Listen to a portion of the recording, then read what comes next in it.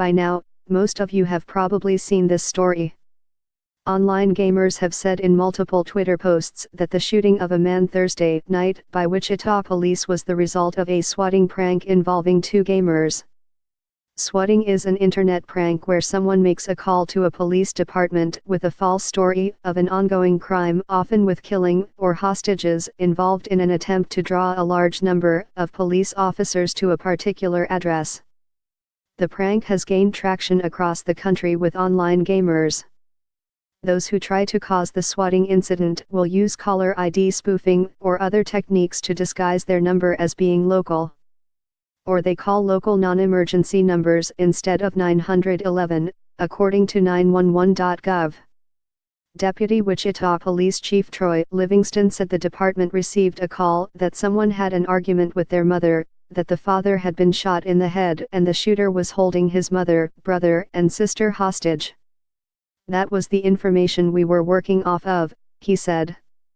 Officers went to the 1000 block of McCormick, preparing for a hostage situation, and they got into position, he said. A male came to the front door, Livingston said. As he came to the front door, one of our officers discharged his weapon. That man was 28-year-old Andrew Finch. He was killed. He leaves behind two young children.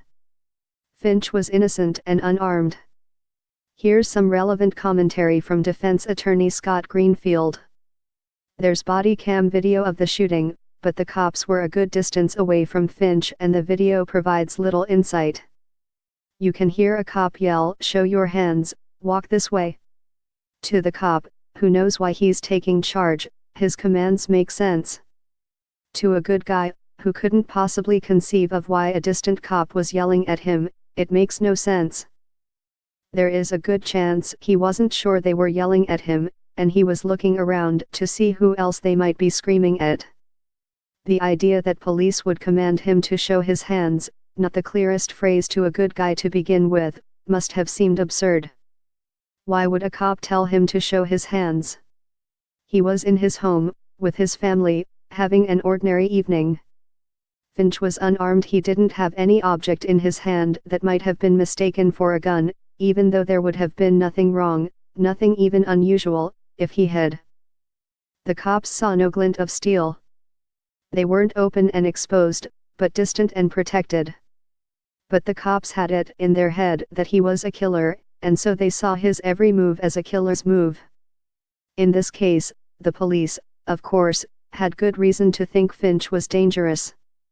But he wasn't. The police claim the officer fired when Finch reached for his waistband. But that wasn't a reason to shoot him. Even if Finch had a gun in his waistband, it would have been understandable. There was a commotion outside. It would have been perfectly legal for him to do so. But he didn't have a gun. Which means either the police are lying about Finch reaching for his waistband, they saw something that didn't happen, Finch was struggling to figure out what to do with his hands in the midst of the confusion, or, simply, he was trying to pull up his pants. None of those things merits death.